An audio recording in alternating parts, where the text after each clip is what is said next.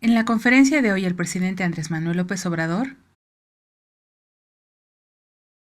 Secuestro masivo en Cancún. Todavía no se puede hablar de secuestro en el sentido de que sean bandas, ¿no? Criminales. El presidente Andrés Manuel López Obrador rechazó que la detención de 27 personas en un call center en Cancún se trate de un secuestro masivo. El reporte con el que cuenta desde el gobierno de Quintana Roo es que se trata de un conflicto entre dos organizaciones que no pertenecen al crimen organizado, y comentó que no son métodos adecuados para resolver diferencias. Estará atento a la evolución de este problema. La Fiscalía General de Quintana Roo ya investiga el caso e informa que inició la carpeta de investigación relacionada a estos hechos que se registraron sobre Avenida Santa Fe, ubicada en la Supermanzana 524 del municipio de Benito Juárez, por la posible privación ilegal de la libertad en agravio de 27 personas. Contratos de gasoductos. En este caso de los gasoductos estamos buscando que se llegue a un acuerdo.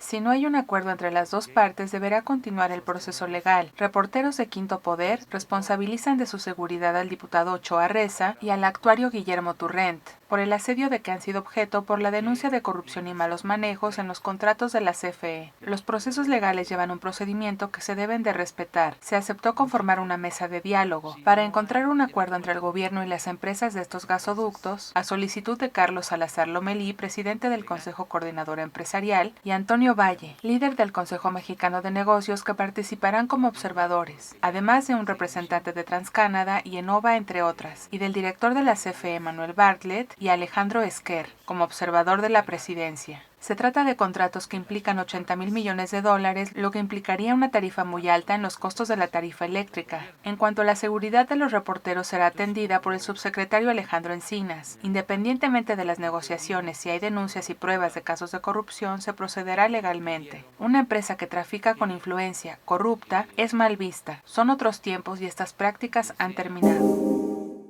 Plan de austeridad.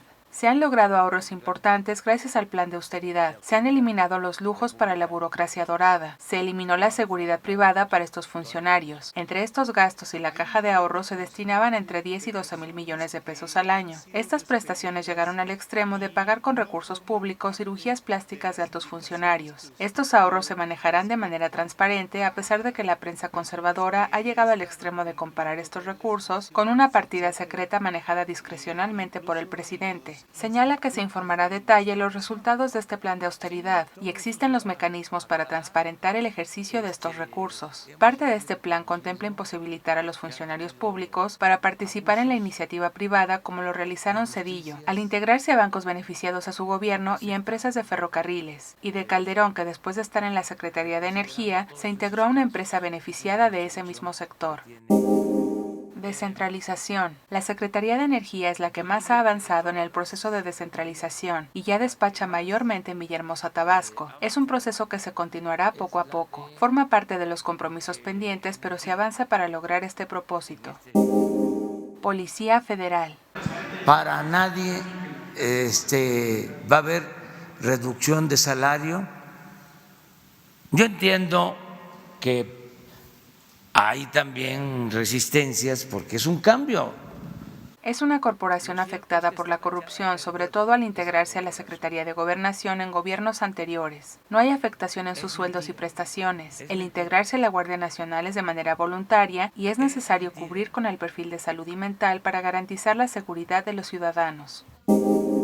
Reportera de Milenio. Porque ¿qué quieren? Que yo les diga. Sí, está bien que entren a los hoteles, a los moteles y saquen a los migrantes para que el milenio, ¿sí?, destaque.